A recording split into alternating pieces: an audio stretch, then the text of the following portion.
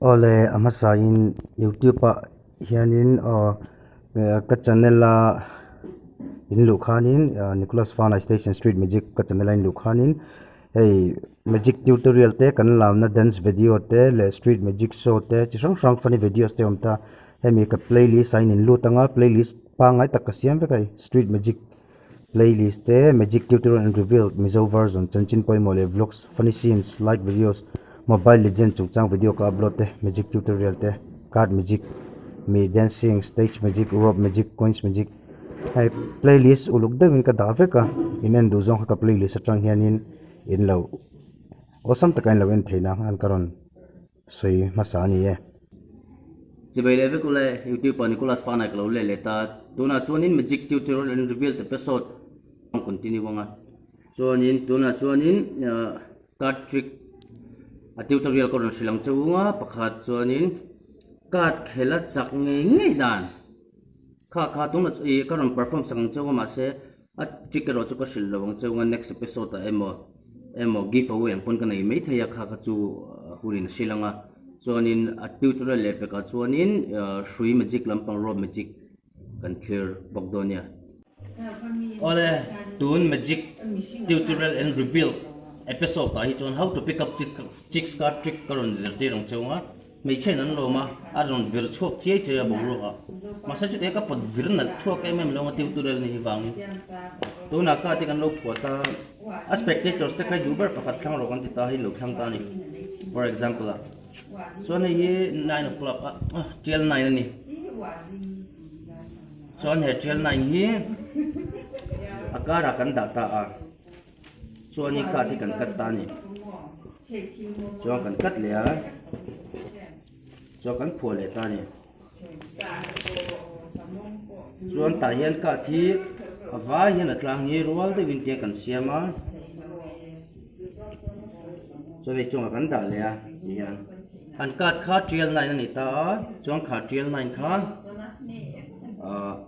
cái này cho nên performance ở trong cần bắt sẽ lâu ta này anh mà này cả chín chín này vào trong cả thì ai lúc cái win lâu là cả thì cái cần của ta thế nào mình phải chụp chết chết cho nên cả chín chín khá lâu người ta này cho tôi na tutorial kan lâu cái nào akal dan chu hay hiền cả chín chín lâu người ta sẽ zoom jet chuan he zoom je khi akar kan da kan tigan an noya kan control khadon ni an ka chin che noi bera ma ngai ta ni dik zinga noi bera chu ta choni nang mani nin thiam ve ngai to ni mai ke chuan akar ka da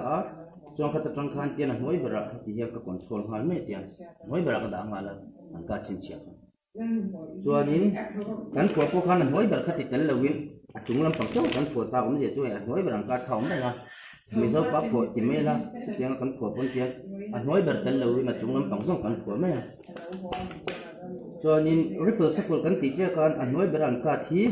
riffle shuffle kha kan ti khan tian a noi kha kan da thama se zo ka hemi position na om che khan hemi position na om che khan an ka chin che ber hi alaya in nor pheng tian an ka chin che ber la in nor pheng ta ni chuan ala in nor phenga ka thi achan vein thenang ti hian chuan hei zo khi in da tha anga chuan an ka chin che alaya in nor phe noi ber mi khamo alaya in nor phe kha achunga in da ang ti hian chu tiang ni chuan ka thi achan ve ten in hu manga chuan te chan ve hum khan in ron asir zong in slide ta ka thi in slide ve le khan nei in slide ve le khan an ka chin che alai mi kha chu ti hian ti kwana ma in ti kwan khu aron ber chuak mai do ni ti kwan hey ole tuna chuan in three card gameplay karon huti rang cheu ma se a gameplay ni three card khela chak nge dan amai ro chu tutorial ro chu karon da lo chan chu a wi oma chu ba ka tutorial da pon ni na het kem thiam tur chuan in skills level angai sana wangin thiam mai thei ni chung lo wa ta hian in joker hi pathum oma joker pathumi ka mang lo nga ta in ka da nga chuan ka thi kan katanga kan shuffle lenga gameplay pa ngai card game pa ngai ni lo wangin civil cut flow visual ko mangla poi chong lo tura ngai la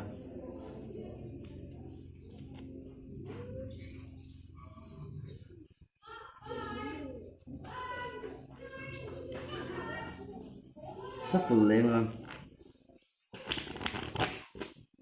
so ni card gameplay reng ai cho ni atopa hian in voi khat kan kata voi khat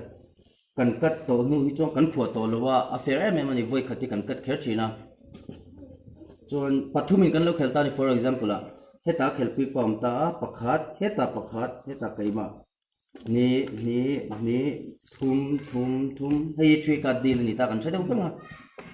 chonin hei changnge nge thei dan ta ni heta hian ni na card thi hei hi lo ni ta 2 3 4 flash sanitani chale tuktani 2 3 4 flash so jon heta ko opponent pakhat hi ka thi king top anitani jonin pe ka kat ve chu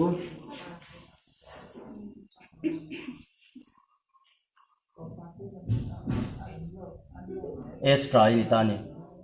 kan phoi va ka voi khat ka kan pe va kon pe chon extra ka nai theya an ji ngai he am lowa chonin thi ka ta sam sip chon he thei tu nam lo sum sim bok am je chu chak ngei na ni mai ole cái YouTube channel mình lâu subscribe sa ka video sa mình lâu view like ka mình lâu share sa tu chung zong zong long thu ka soya cho nên cái magic tutorial hi in lâu zir chau ze langa cho nên am magic por on tel tel langa chu ba ka magic tu do wat thiam rang pon big lawa tam deuh thiam po hi thil fu deuh mai ne tu na magic ka thiam in lâu ti ta mi bulen lâu so ta mà sẽ pali nga le kin thiam cho ni minute ni thum so ba ka ni lo abak so tu ni she silo cho nam jiang cho ba cho thiam tam thu ko om lawa cho nên ale pe ka po tu na card gameplay three card khela change na ka giveaway akaron ipal mai thai notification bell khain lo na nga cho ka videos te lo charge do ne thanks for watching